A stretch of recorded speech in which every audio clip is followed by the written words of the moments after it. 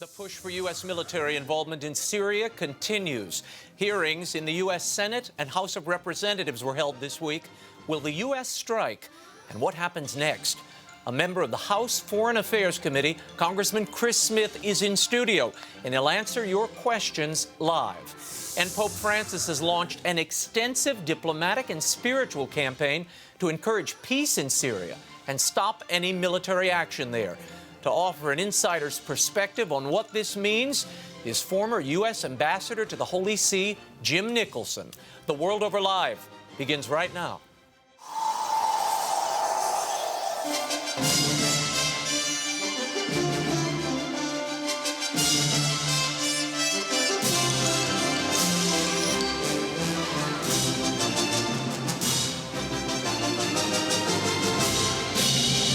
Now, from Washington, D.C., Raymond Arroyo. A warm welcome to all of you joining us in the United States and the world over. New Jersey Congressman Chris Smith and Ambassador Jim Nicholson are straight ahead. Congressman Smith will take your questions as well as mine. Give us a call live at 1-800-221-9460 or internationally 205-271-2980. Or you can tweet your questions to Raymond Arroyo, or drop us an email at worldover@EWTN.com. Lots of options for you. Here's the brief news from the world over this week. President Barack Obama is continuing his lobbying efforts, urging Congress and world leaders to back a U.S. military strike in Syria. He says it's necessary to prevent the further use of chemical weapons by the Assad regime. U.S. officials claim Assad is responsible for the deaths of some 1,400 Syrian civilians. On Wednesday, the Senate Armed Services Committee passed a resolution authorizing a strike, setting up a likely vote by the full Senate next week. A full House vote is also expected next week. And on Thursday, at the G20 summit in St. Petersburg, President Obama made clear that he would seek support for military action while attending the conference. During the opening session, host and Russian President Vladimir Putin said time would be reserved for a discussion on Syria after receiving requests from several world leaders. Meanwhile, Pope Francis is campaigning on multiple fronts for a peaceful Syrian solution. In a letter to President Putin on the eve of the G20 summit, the Pope urged the G20 leaders to abandon what he called the futile pursuit of a military response. And he laid out the Vatican's case for a negotiated settlement, one that guarantees the rights of all minorities, including Christians. The Pope lamented the prevailing one-sided interests of world actors and the senseless massacre of innocents that has consumed Syria. We'll explore the papal letter in depth with Ambassador Jim Nicholson. Also on Thursday, the Vatican summoned all accredited ambassadors to the Holy See to outline its position on Syria. Archbishop Dominique Mamberti, the Vatican's foreign minister, told 71 ambassadors that the chemical attack of August 21st in Syria has generated horror and concern. He urged competent institutions to investigate what happened and bring those responsible to justice. Archbishop Mamberti urged the world to protect the rights of religious minorities in Syria and warned of extremist groups invading the country. And the Holy Father has also designated this Saturday, September 7th, as a day of worldwide prayer for peace in Syria and around the world. He's calling on the Catholic faithful and all people of goodwill to pray and fast for peace. The day of prayer will conclude with a 5-hour vigil in St. Peter's Square. Churches around the world are hosting their own local vigils. EWTN News will bring you live coverage of Saturday's vigil from Rome. It begins at 7 p.m. Rome time, 1 p.m. Eastern. And for our international viewers, check EWTN's website for airtimes in your market.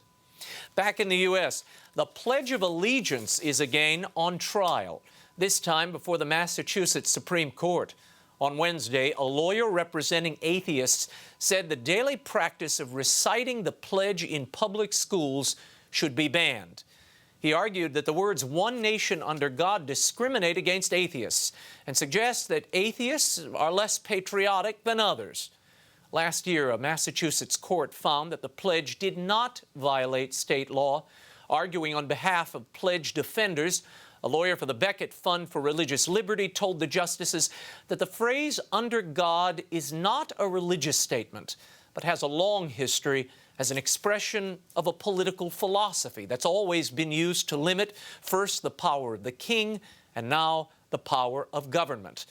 Atheist plaintiffs have sued and lost on 3 previous federal cases involving the Pledge of Allegiance. This is their first serious attempt at the state level.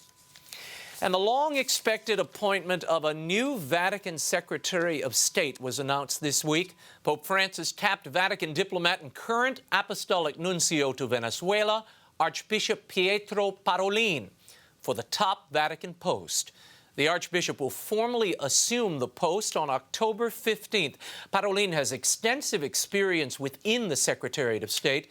He'll replace Cardinal Tarcisio Bertone, the long-trusted colleague of Benedict XVI, who appointed him to the post in 2006.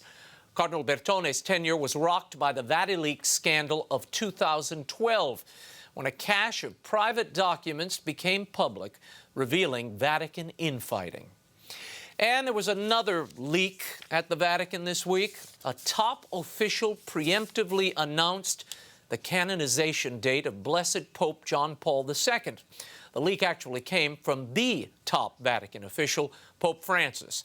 Journalist Edward Pentine reported that a trusted Vatican source recently asked the Pope about the canonization date for John Paul II, and the Pope replied, "I can tell you now, if you like, it will be April 27th.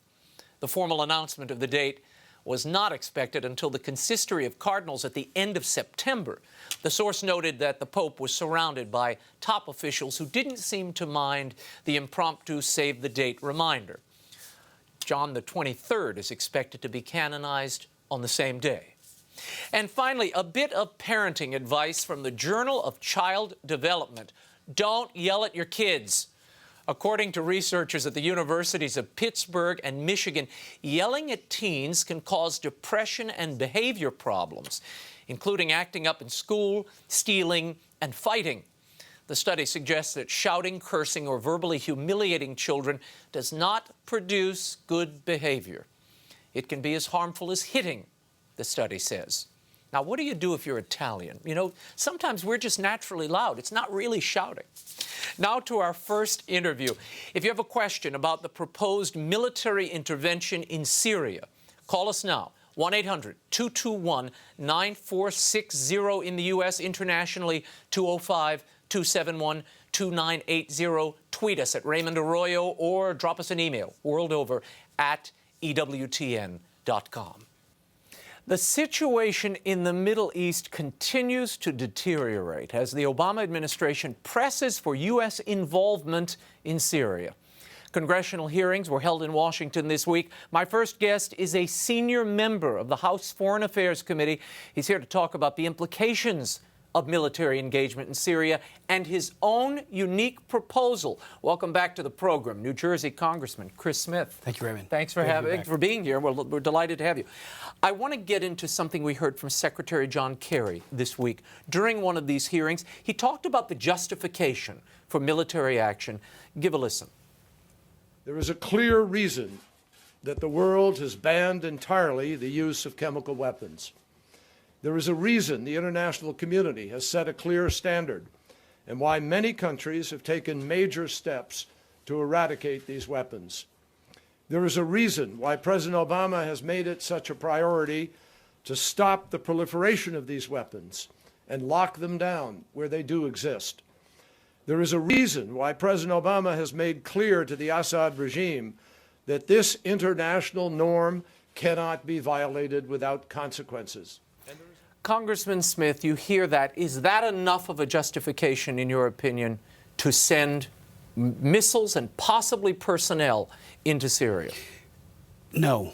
I think we need to hold to account all those who have ordered it and carried out not just the atrocity of using sarin gas or whatever chemical weapon in the end was used, and it's believed to be sarin gas, but to hold those accountable through a war crimes tribunal or some other mechanism, but I think that would be preferable.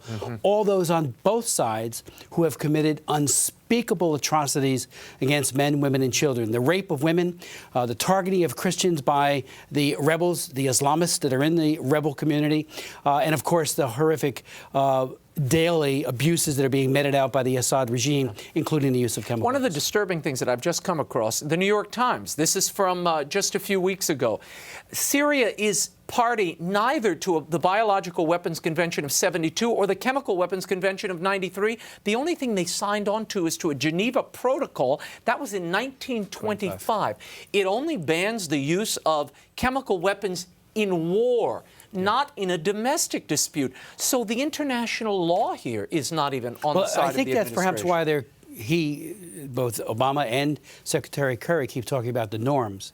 But again, no one disagrees with the outrageousness. The Pope himself on Sunday strongly, there was no doubting his abhorrence for the use of chemical weapons, as you would expect. It comes from every one of us. It's the response and what using weapons and who knows what they're going to be. They've been very, very unable or unwilling to tell us in any kind of specificity exactly what they're talking about. Right. So, there could be all kinds of collateral damage. I remember when Clinton went into Serbia. Right. 500 or so civilians were killed through the NATO bombing. He never got authorization from Congress. Matter of fact, a month after the bombing occurred, it was still going on. It was supposed to be short. Kosovo went on and on. And then Kosovo followed right away. It was 78 days of bombing, but then Kosovo was an immediate proximate consequence because we went into Serbia, we meaning U.S. and NATO, and Milosevic had 40,000 plus troops amassed on the border. They just poured into Kosovo, and we had no plan, none, to take care of those people, to protect those people, and they were dying. 10,000 is the estimation of how many died. I want to talk about this Senate resolution because it speaks directly to this point, plans and the consequences of dropping Scud missiles in the area. The Senate resolution says it is the policy of the United States to change the momentum on the battlefield in Syria and to improve the fighting ability of the Syrian opposition. Should that be the U.S. policy? No, not at all. Matter of fact, arming the rebels is something that I, too, have not agreed to because who are these rebels? Right. Others have asked John Kerry. They asked him this week, both Senate and House, very direct questions about how many rebels and how has al-Qaeda and other splinter groups infiltrated it. Well, who are they? Yeah, and he gave different numbers, and then there's other estimations that I've seen that upwards of half of these people. I want to tell the guys in the control room, I'd like you to roll that video from the New York Times. New York Times has released this video, and these are the Free Syrian Army troops, okay? These are the guys we have totally embraced. Secretary Kerry said this week, these are moderate factions. Look at this video, and I'm going to warn you, it is very disturbing video. This is a political assassination is what it is. And you will see these guys lined up, political prisoners. They read from a text, and then they shoot each and every one of these men. You will not see the shooting. We will spare you that. But what does this tell us when we hear from the Secretary's mouth 50% of the rebels are jihadists? Yeah, well, he wouldn't actually say 50, but the estimations are 50, and he lowballed it, in my opinion. But these kinds of atrocities that were front page New York Times are going on frequently. I held a hearing in June on the acts of genocide, the genocidal campaign being committed against Christians by the rebels. Now, Assad, again, is a monster. Bad guy. He's doing horrible things. Yeah. But there has been a targeting of Christians on a systematic basis. And every one of my witnesses from the NGO organizations, non-governmental organizations, were in total agreement. This is a genocide. It's not collateral damage. They're not somehow getting in the way of stray bullets. They are being targeted, beheaded. Women are being raped simply because they are Christians. I had the administration there to testify. They wouldn't agree to that it was genocide. The representative had to take a lot of the questions back. He had no answers for him. So it was profoundly troubling 2 years or so plus into this horrific tragedy of this civil war, yeah. and we're still not recognizing the Christians that are being systematically in Bosnia, as well as in Croatia. They called it ethnic cleansing. When these kinds of things went on, it was genocide. It's going on now, and it's a genocide against Christians. Explain briefly what we're talking about, the religious dimension of this. This is never reported anywhere. I've heard nothing of this except for a few scant articles. We are talking about Shiites coming into the country, Shias coming into the country, and this ongoing war between them. Explain how they're breaking up. Who's siding with? It's largely a fight between the Sunni and the Shia, and the Iranians are Shia, and certainly the Assad and his groups. He's an Alawite. Yeah. But there's a coalition there of Shia mostly, and then on the other side of the equation are the Sunni, and that's where you get the Al Qaeda and the Saudi Arabia backing and the others. So there's one big massive clash between two extremist factions of those two denominations of, for want of a better word, of Islam. Yeah, there's a huge... And caught in the middle, being subjected to a genocide, are the Christians. Yeah, there's a huge fight on Capitol Hill, and the big concern is boots on the ground. Yeah. Whether there will be boots on the ground. In his testimony just the other day, I saw that. Senator Kerry, now Secretary Kerry, had this to say. We'll roll that tape. We are not asking America to go to war. And I say that sitting next to two individuals who well know what war is, and there are others here today who know what war is. They know the difference between going to war and what the president is requesting now. We all agree there will be no American boots on the ground. The president has made crystal clear we have no intention of assuming responsibility for Assad's civil war. Okay, no intention of doing that, no boots on the ground. Yet, there is a letter that General Dempsey sent to the Congress, okay, in July. Now, he is the chairman of the Joint Chiefs. The letter says this: should the regime's institutions collapse, the Assad regime, in the absence of a viable opposition, we could indiscriminately empower extremists or unleash the very chemical weapons we seek to control. Now there's another report. A private memo has leaked from the Pentagon. It would take 75,000 troops to take control of those chemical weapons. Does this concern you? Deeply. I mean, if I read that, I believe it was the Daily Mail had a big piece about the 75,000. And even Secretary Kerry, his language, he even contradicted himself before the Senate and realized that he had suggested that troops might be used or deployed. And then you look at the language. The first draft that came up to Capitol Hill was so open-ended from the administration as to what they were permitted to do, that it left open the very real possibility, if not probability, of so-called boots on the ground, deploying actual infantry soldiers. Okay, now they say they got to narrow it, they have to do this, they have to do that. Frankly, it's been made very clear in the testimonies this week that Obama clearly believes he retains the power that no matter what Congress does, he can still fire off the Tomahawk missiles and perhaps drop bombs and go into a full-scale punitive action. And, you know, it does raise the question about punishment. You know, he is not the punisher-in-chief. He is the commander-in-chief. And we have to first and foremost look out for American vital national security interests, our own soldiers, men and women in uniform. And my feeling is that this could quickly escalate into things, into a consequential, larger-scale war. I mean, the Iranians are trigger-happy. Maybe they'll be restrained. Maybe they won't.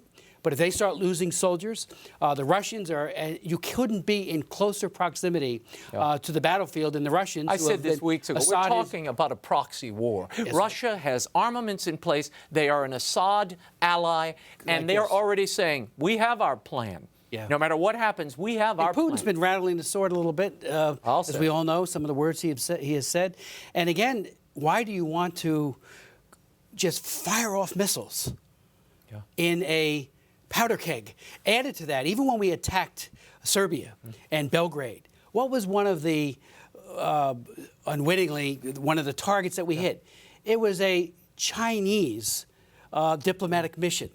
And I'll never forget, one of our top ambassadors had to go over and say how sorry he was Clean it up, in yeah. Beijing.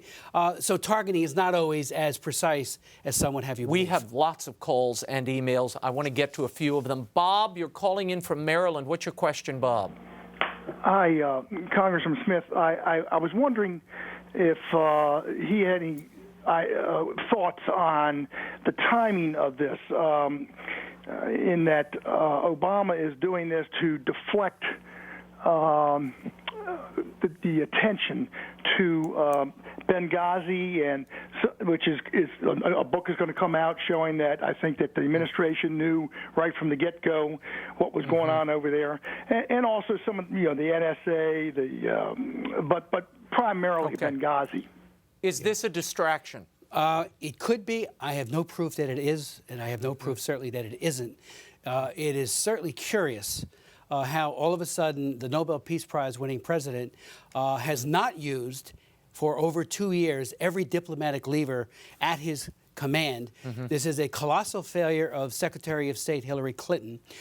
She was asleep at the switch. They would be on again, off again. I mean, have you heard about Syria I remember when it was 4,000, 5,000 deaths, and everyone's saying, what are you doing, Mr. President? This has been going on for 2 years. That's right. This is nothing new. And as it escalates, we saw what has happened in Libya with the collapse, and that's a failed state if ever there was one, and all of the patting on the back. Iraq, Egypt. Egypt. I mean, it's a disaster. Everywhere we've gone in and tried to promote regime change, or at least put our finger on the scale. Right. Disaster. But then they say this is not about regime change. I mean, this is the double talk, that the deployment of these Tomahawk missiles, if that's what they use, or we use as a country, it's not about regime change, and we're not targeting Assad. Now, if he is the man that put his finger on that trigger, why are we targeting 20-year-olds, 25-year-olds? Yeah, why go in then? What is we have the not goal? exhausted to any extent of that word all of the diplomatic means that are at our disposal. This should be a crisis of trying to get Putin. I mean, they're in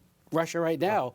That's all they should be talking about. How do we come to an agreement on getting both sides to have a ceasefire, stand down? But unfortunately, the Islamists, and now it looks like, wittingly or unwittingly, empowered by us to some extent. Maybe we're arming the so-called good guys, but I have no idea how they vet. But to get to the gentleman's question, as I told you earlier, I still wonder. We need to get the jihadi decoder ring to tell the difference between who's the bad guy and who's the good guy here. The so-called friends that were guarding our mission in Benghazi, who turned so quickly on our ambassador. Some ran the other way, some ran into the building and started shooting. We have not gotten to the bottom of that. Ambassador Pickering, who led the Accountability Review Board, he never interviewed Hillary Clinton. And I asked him that very question. And he said, well, they didn't do her senior staff. So, she said she took full responsibility. And then claims in the next breath that starts on the day of the crisis and that there was no...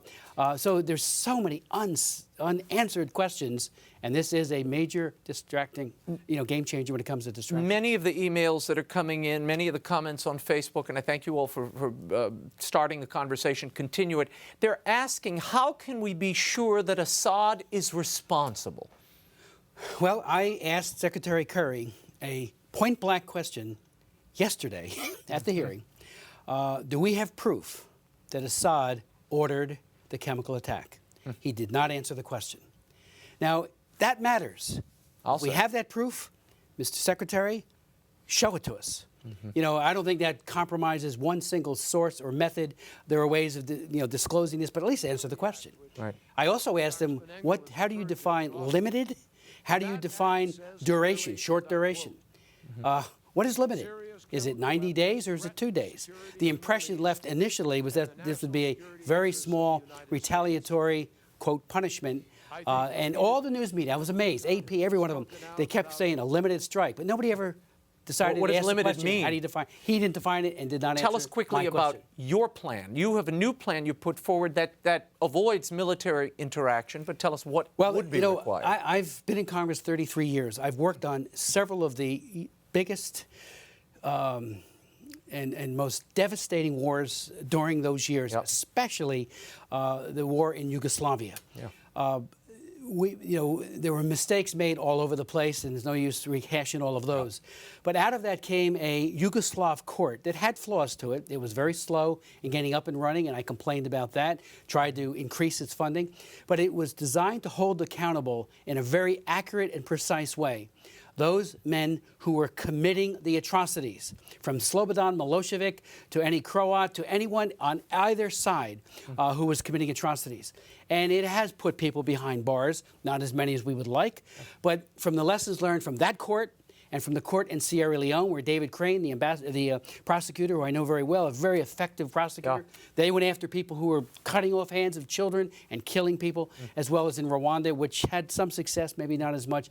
Let's take that specialized court idea and do a war crimes tribunal for Syria. Who would run that? It would be done by the international community. The UN Security Council would establish it. And I believe if ever there was an opportunity to get China and Russia to join us, this would be it, to say both sides, and that includes the rebels. Anyone who's committing atrocities, we will look to hold them to account, and it has to be established quickly so that it might have, God willing, a chilling effect.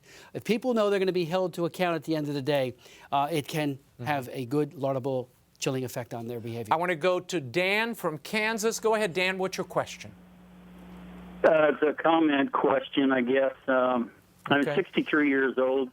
In my lifetime, I've looked back on all the necessary wars of bringing peace and freedoms and democracy and justice and doing the right thing, from Vietnam, Korea, and then how do we do it in the in-betweens? We are the largest seller of arms in the world. We armed Iran in the 70s. We armed Iraq in the 80s. That turned out real well. My son fought in the front lines of Iraq in Gulf Desert Storm. So that's how that turns around. Right. Well, I think the Pope nailed that very effectively in his homily on Sunday when he said, violence begets violence. We need a game changer, and it's not firing off missiles or dropping bombs and, God forbid, putting boots on the ground, which they say repeatedly we're not going to do. But there are scenarios where that might become the next step. And I don't think that's been thought through. No, well, if you see this memo, 75,000 troops needed to secure the chemical weapons. What are you going to do? You've got to secure them if you bomb the place. And if Assad tumbles, it will be chaos there. It'll make Egypt look like a Tupperware party, I think. It'll be awful. The other question is this. I keep hearing around town here, particularly from some of the neocons, that this is a pretext for going into the real battle, facing the real national security threat in the Middle East, Iran. Do you think that that's a possibility? Well, I think it's somewhere in the narrative. The Iranians are very much involved here, as is Hezbollah. So, yes, there's, and again, this is one big, massive extremist Shias and extremist Sunni fighting, and that's what Al-Qaeda is. Yeah, runs right across the Middle East. And so the fight is pitched, and we have taken sides, frankly, and who knows how that comes out.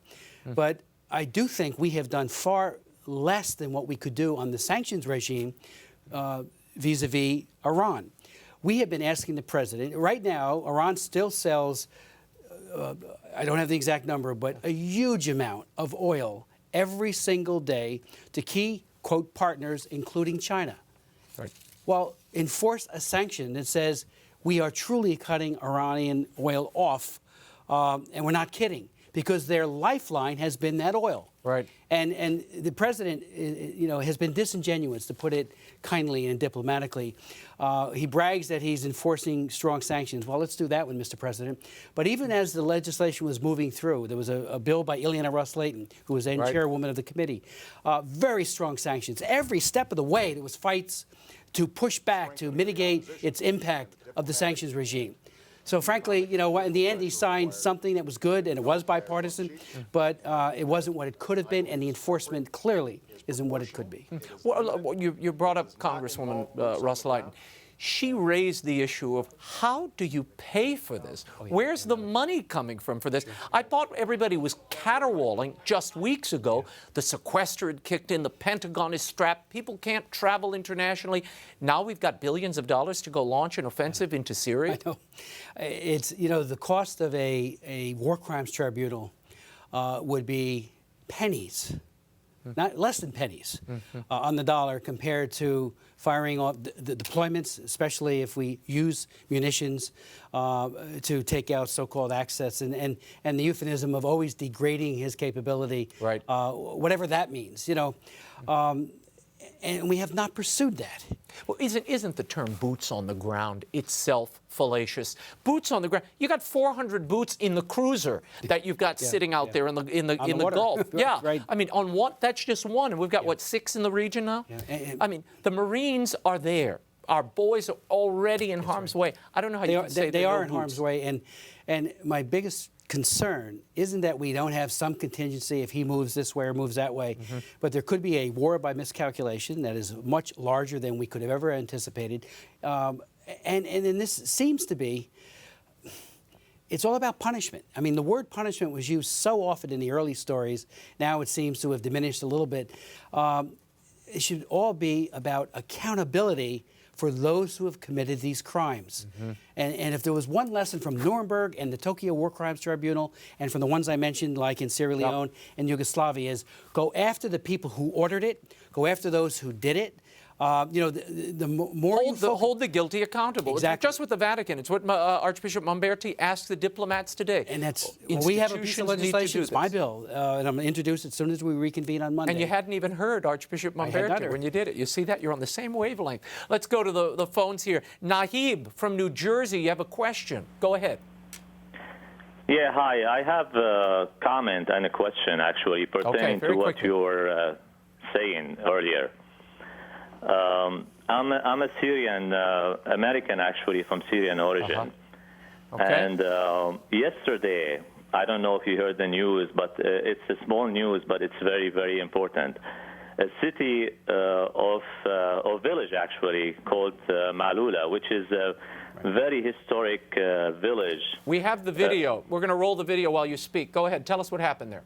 Okay. What happened is a group of rebels, which are very extremist, mostly from Al-Qaeda jihadists, stormed the city and caused a lot of damages to very old churches and monastery in this city. And they eventually, in loudspeaker, they were calling all the Christians to decline their religion and turn into another religion by force. And if it wasn't for the Syrian army, the Christian would have been slaughtered. So my question is, what would happen to the Christian community in Syria, which really consists of a large minority, as well as other minorities? What would happen to them if the Syrian army was destroyed by our forces here?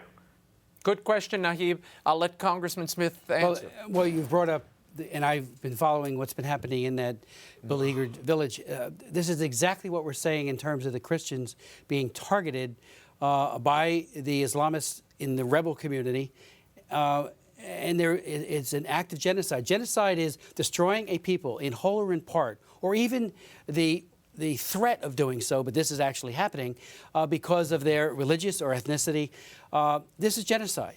And it's about time it was called that. Yeah. And again, I asked the administration, have you heard the Obama administration speak about this yet? Yeah. At my hearing, again, a representative from the Human Rights Bureau and a very smart man just had to take back question after question and would not call it a genocide. It's amazing to me. I mean, the Bush administration was also reluctant to recognize what was happening in Iraq in the same way. I mean, I had you on the program, Nina Shea and others, throughout the whole period, just as we were going into Iraq and afterward. There's just an inability to recognize we are destroying the cradle of Christianity throughout the Middle East. Right. Well, I wouldn't say we are. Well, we're not, but we're facilitating it. We're not allowing doing it to what happen. we could do. And again, where has been Where's the diplomacy been for 2 years? You know, yesterday, Secretary Kerry went on to talk about some of the things they were doing with other countries. There has not been a laser beam focus on this the way there should have been, knowing that this is a tinderbox. This is like lighting the fuse that could go so much further. Already 100,000 dead people. That is appalling beyond words. It could get far worse. And who knows where any of this goes? Let's talk about the end game here. Where do you think this goes? Are they going to get the vote, the authorization to go into Syria in the Senate and then in the House?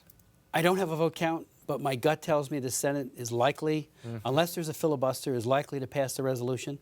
House looks bad. House Last looks, vote I think, count I saw, increasingly, it doesn't look like they're going to get it. You know, many are questioning it and asking the tough questions, which is what we ought to do, our due diligence. And when, you know, I've read all the intelligence information. I went to the House Committee on Intelligence, sat down and read the assessment. I didn't walk away persuaded. Others who are doing that might be doing the exact same thing. You know, I want hard facts. You're not sure that Assad was responsible for the chemical weapons being I asked deployed? that question very clearly at But the after hearing. reading the assessment... Well, I can't speak about that. I did ask Secretary Kerry a very direct question, and he did not give any answer whatsoever. And that's important to know that. I'll say. You know, that with Milosevic, you know, we always, and others, we always wanted to make sure who's ordering this in Khartoum. What was Bashir doing with regards to Darfur in southern Sudan? And even the British today, they came out and said sarin gas was used, absolutely. Well, that's fine, Yeah. but that's like saying the guy died by a bullet wound. The question is who pulled the trigger, and we have not established that. What, they believe that they being the intelligence community, that, you know, they've said this publicly through John Kerry, that there's a preponderance of evidence and that they think they know who did it.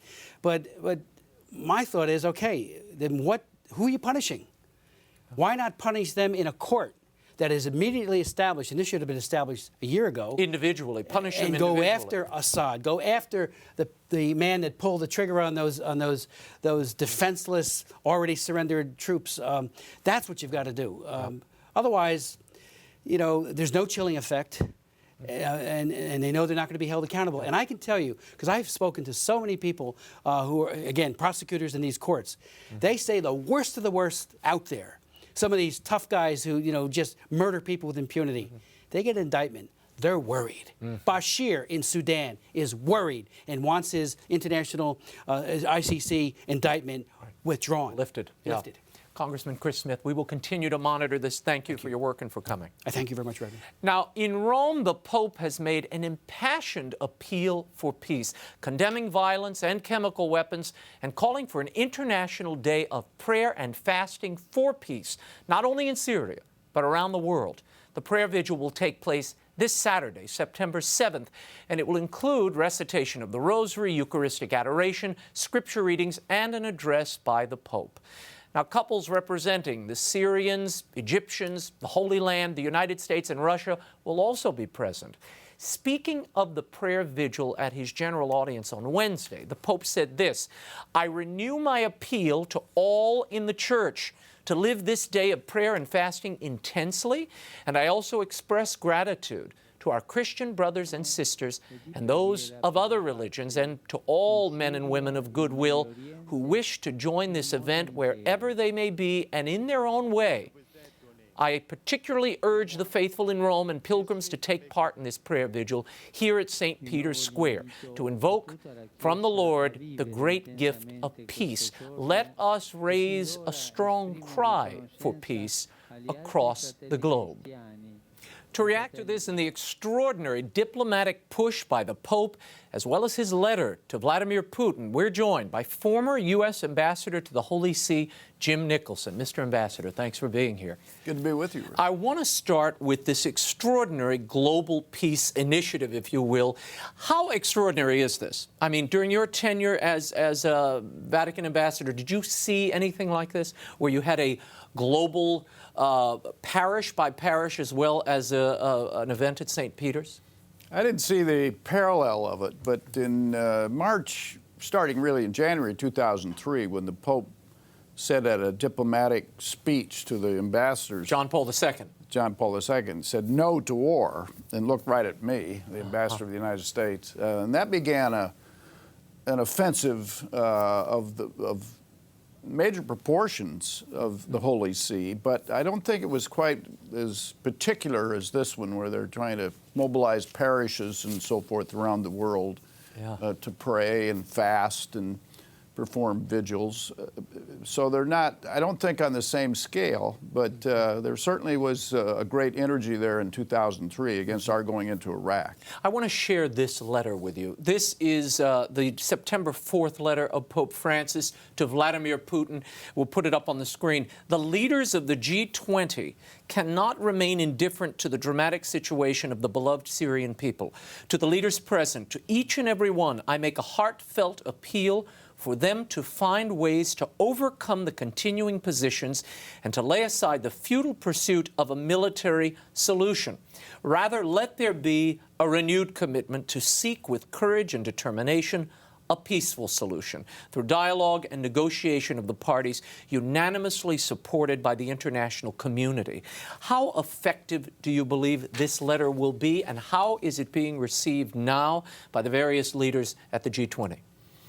Well, first of all, I hope that it's very effective. I hope that, prayer can be an answer to the terrible problem that's beholden to the Syrian people. Mm-hmm. I don't think it's going to have very much impact. First of all, it's a little late. This has been going on for 2 years. Over 100,000 people have been killed, allegedly. Millions have left the country and are now refugees in surrounding countries in the region. So I think obviously what's given rise to this new impulse is the possibility of the U.S. going in there in retaliation for the use of chemical weapons and the violation of the, of the fact that President Obama said, thou shalt not use chemical weapons, and they have, and I think it's certainly a constructive red line, if not a literal red line that he drew. And so it's a dilemma. I laud the Pope for finally, getting involved, because there's a moral dimension to all of this. Yeah.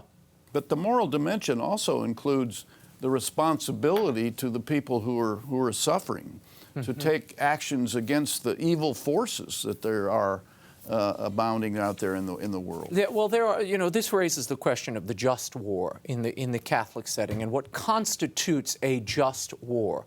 And under those criteria, and again, we're kind of speaking loosely, but the war must be waged by a properly instituted authority.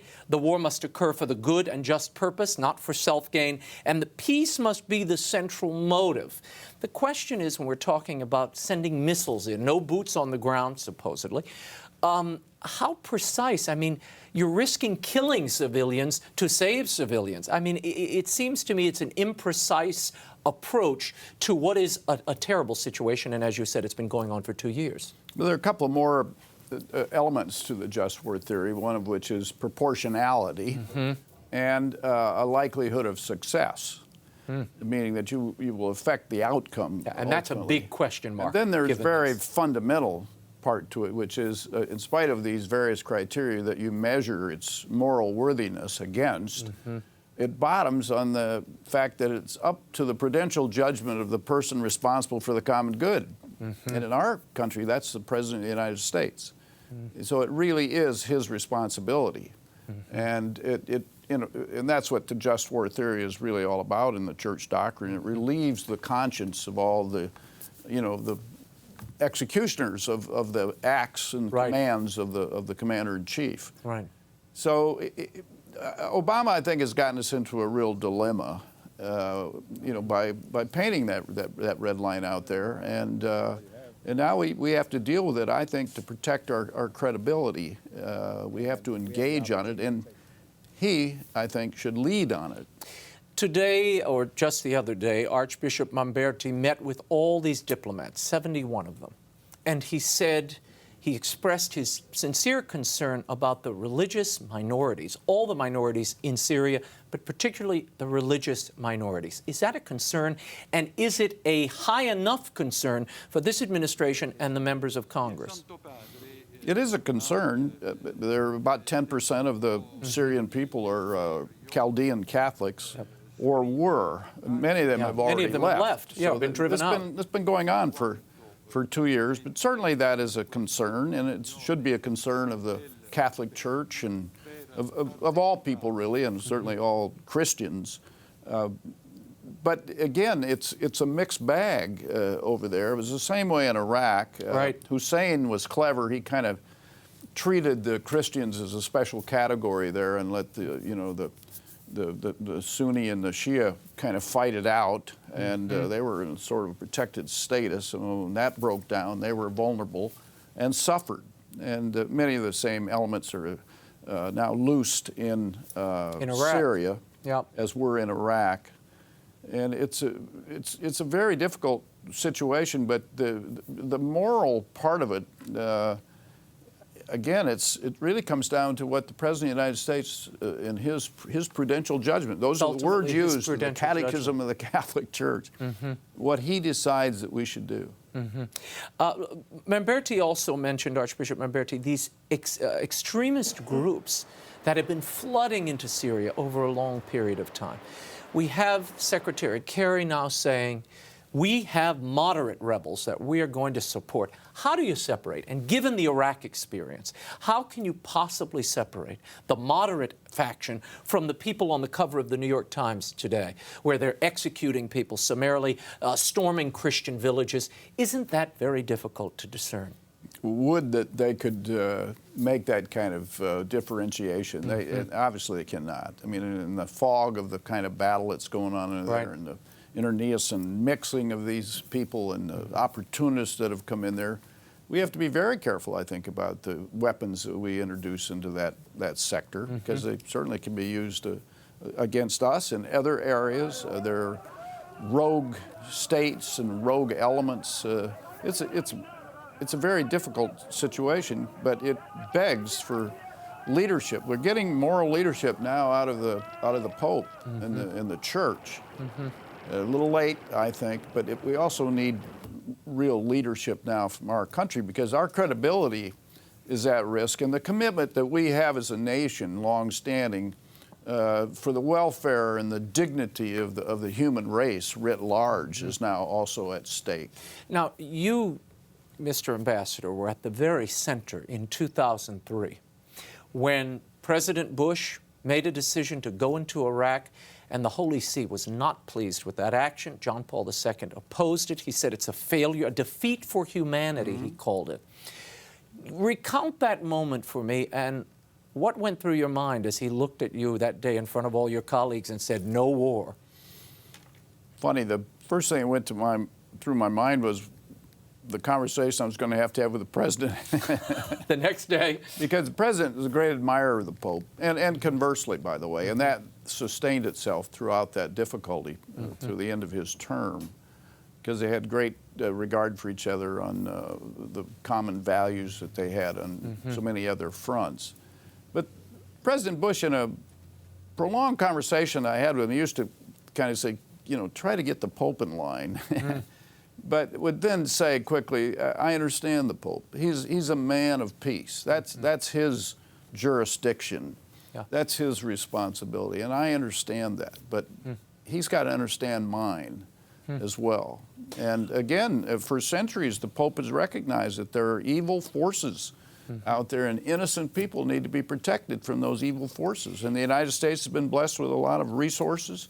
And so, and historically, we've used those to free people. Look at the 2 times that we've saved the European continent. Ambassador Nicholson, in so much of the commentary this week, and it must be like a flashback for you, this event in Syria is very similar to Iraq.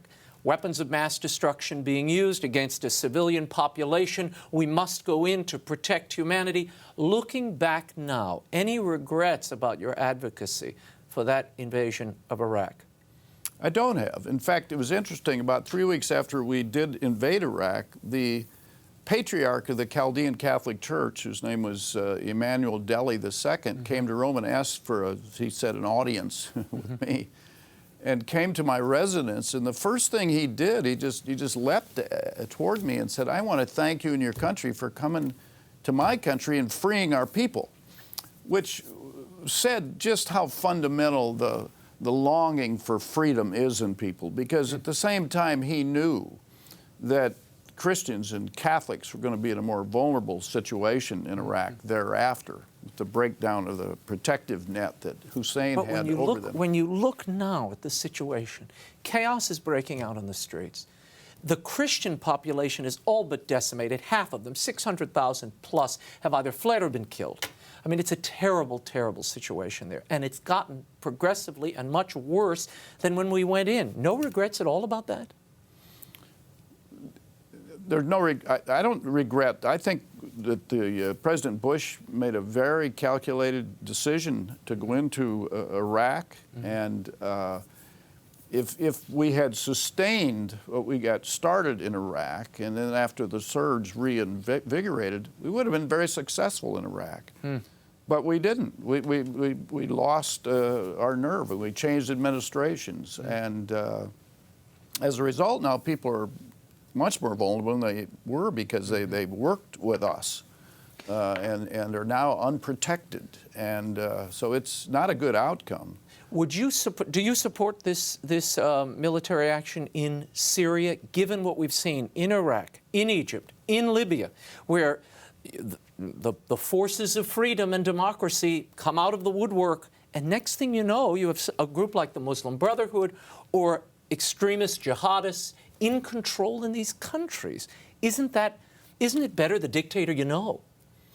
It's a difficult call, and I don't feel equipped to make the call, because there's so much about it, you know, the intelligence slash facts that I right now do not know about, that I did know in Iraq, by the way. And there were weapons of mass destruction in Iraq. Hussein used them. He killed 5,500 Kurds in one day. So they were there. It was not a false premise. But he moved them out. There are many parallels. What the right response precisely is, I don't feel competent to call.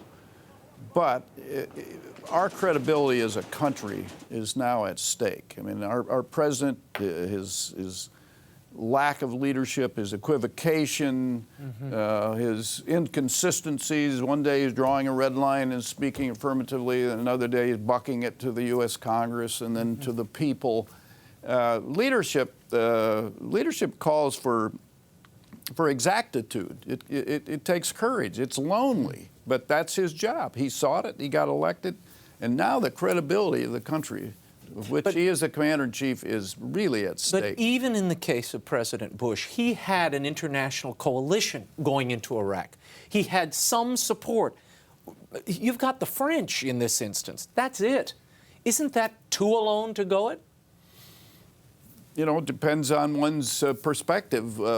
It's the credibility of our country that's at stake. You know, the President of France didn't draw a line in the sand. The Prime Minister of Great Britain didn't draw a line. The President of the United States did. And the United States is the dominant country, really, in the world and world geopolitical debate.